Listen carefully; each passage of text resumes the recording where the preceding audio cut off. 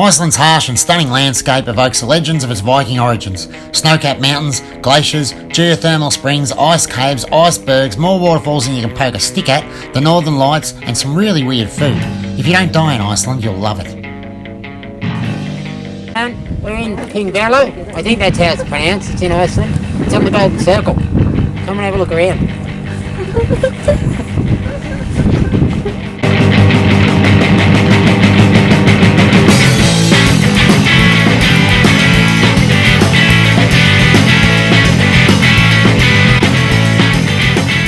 You can read about Thingvellir by doing a Google search, but basically it's a national park and the site of the old thing, where the first Icelandic parliament met from around 930 AD.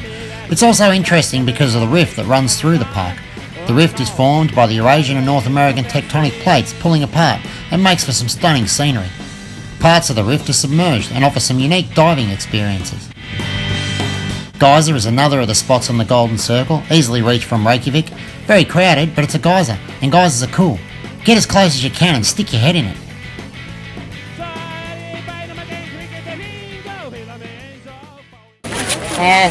It's named Geyser, and that's where all the geysers, all over the world, we call them geysers, but that's where they get their name from. This one goes off every 8-10 minutes. Check it out.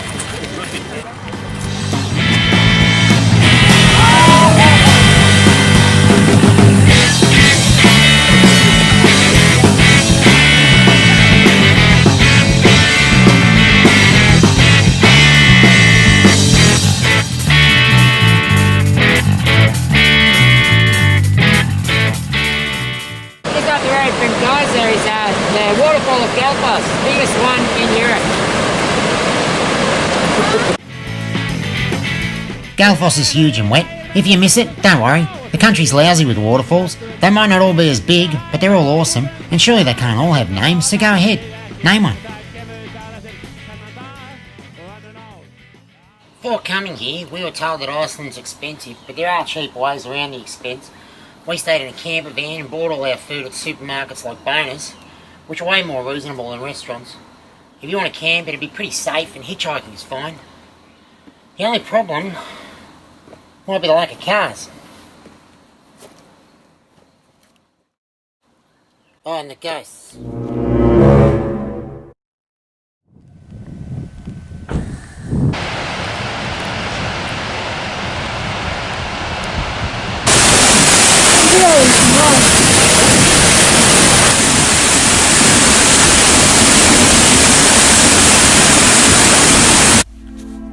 We stayed near Seljalandsfoss the second night of our trip and woke up to stunning views of the waterfall. Clear blue sky and not as cold as we thought it would be for October.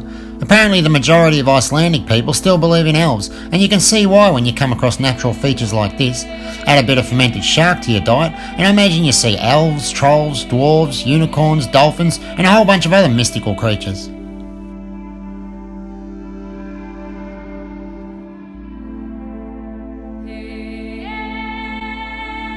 Just up the road is Skaftafell. Simon says climb the steps beside the waterfall and hike up along the river behind it. You can actually hike all the way to Thorsmork in 8 to 10 hours in the summer, but even in the colder months you can do a few hours of the hike and see the 26 waterfalls along the waterfall way. I'm not even going to try and pronounce the name of the hike. I'll tell you what, I'll use my psychic powers and make the name appear in your mind. It's a stunning hike and one of my favourite things that we did on the trip. Just when you think it can't get any more beautiful, bam, it does. The water looks so clean and fresh and we wanted to jump in, but it's also ridiculously, stupidly cold, so unfortunately, no shots of me and my dick togs. Look, it's a rainbow. Did I mention the glaciers? There are lots of them, and many are easily reached by car in a short walk. It's shocking how fast they're receding these days with climate change, but they're still pretty amazing to look at. People kept telling us to be careful when walking on the glaciers, and a quick Google search for Iceland glacier deaths really drove that home. Glaciers are in the top 5 list of things that'll kill you in Iceland, after the beach and icebergs, so we figured it was best to use a guide. The black sand beach of Vik is worth a look, and the tour companies seem to have picked up on this fact. It's a short stretch of sand, but it's Iceland, and Iceland seems to do stunning very well. If you're here at the right time of the year, the place is all gummed up with puffins, and around that time you might find raw puffin heart on a local menu. It's a delicacy apparently, and is usually served with a side of kitten fries and puppy sticks.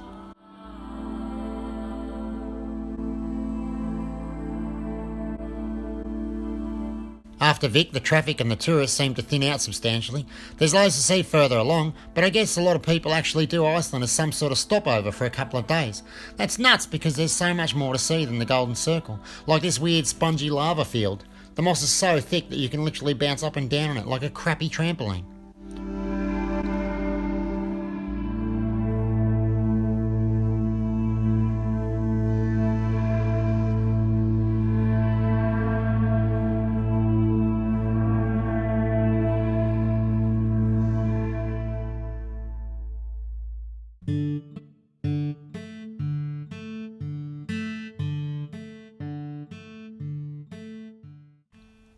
Even though you're at sea level like most of the ring road, it's way colder around the number 2 thing that will kill you in Iceland, the ice lagoon of Jokulsarlon.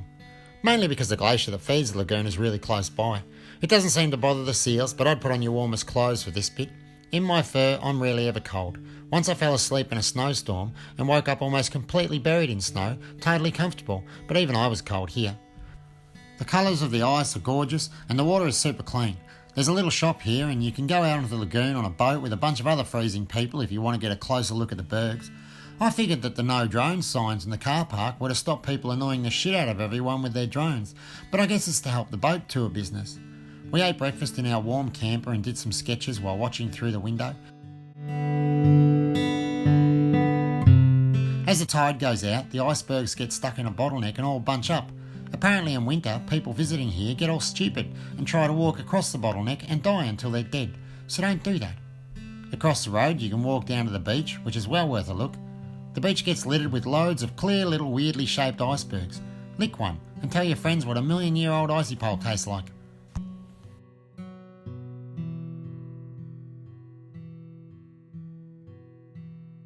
For any surfers watching, there were nice waves here, freezing cold and you might have to dodge some seals and the odd orca, but that's fine. Orcas never hurt anybody.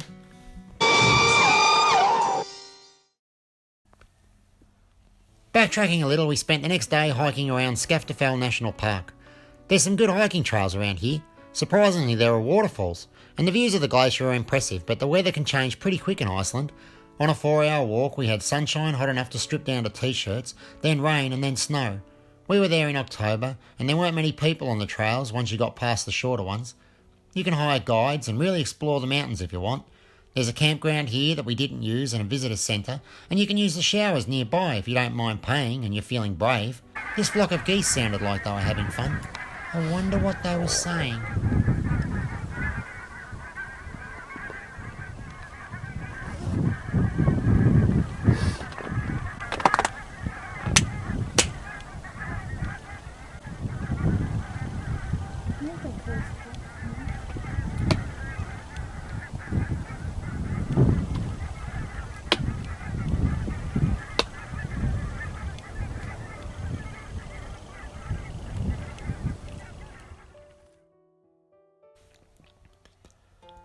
Continuing east along the ring road, we spent the night on a bluff overlooking the ocean and woke up to a magical morning. We stuck around to have breakfast. I bought a weird brown cheese in Iceland and it lasted the whole trip. I think it was supposed to be chocolate cheese, but it didn't really taste like any chocolate I've ever eaten. I sort of liked it though, and if anyone knows what I'm talking about, I'd appreciate it if they'd name the cheese in the comments below. I also had some toast if anyone's interested, and milk. I think there was sugar in the milk. Blech.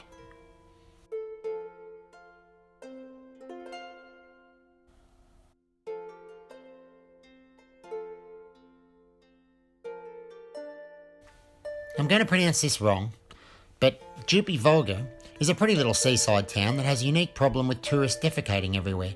There are stickers asking you not to poo anywhere except the public toilets, and also that you poo in the toilet and not beside it. We pooed in the toilet and had a look around the harbour. The percentage of arty stuff was fairly high for such a small town. There's chances to check out the work of local sculptors, and if you wander around town long enough, you might even see this dog.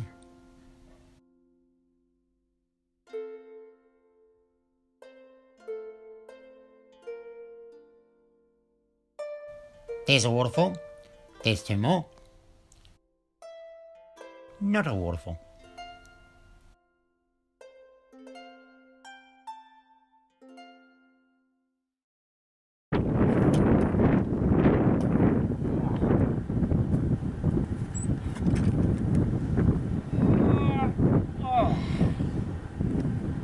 Oh, good morning. I didn't see you there.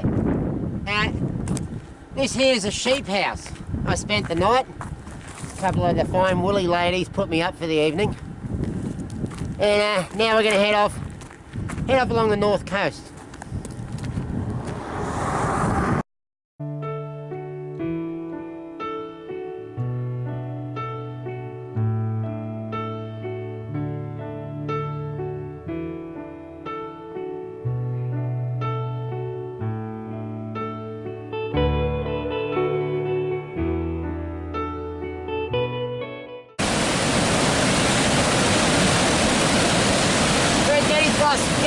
Waterfall in the north of Iceland. I'm getting over my cold finally. There's a lot of waterfalls in Iceland, which means a lot of urinating, all that running water, and sitting in the car. It's beautiful though. The walks around the Dedifoss area are strange and unique. It's sort of like an alien landscape, but that's the thing with Iceland. You move through so many varied and extreme environments that everything looks like an alien landscape simply due to the contrast. For such a small country, they really have a lot of variety. It's a fairly new country, geologically speaking, with a load of geothermal activity, and I suppose a lot of places look like this at one point or another. Have I mentioned the waterfalls? If you pay close attention, you'll probably see a few of these elusive sights. We managed to track down a couple of hundred, so they are out there if you really look hard enough.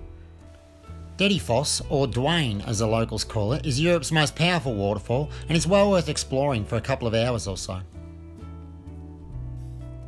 In our quest to see the Northern Lights, we downloaded a few Aurora apps to our phones, and they all said that we were in for a light show, so we spent the night in a geothermal hot spring in Mavatten, waiting and staring up at the sky, but there were too many clouds or not enough Yule cats or something, and our only rewards were pruny fingers.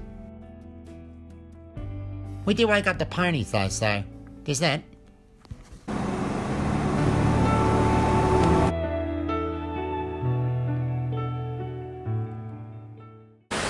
I don't even know where we are, but it's another waterfall. It's like the waterfalls. Waterfalls. Just when you think you've seen enough waterfalls to see another waterfall, everyone's beautiful. You just don't get sick of them. So this is a waterfall in Iceland, near Mavatten. That's about all I know. Glaciers. What? Glaciers. Yeah, it's called Glaciers. They're all foss. Foss means waterfall.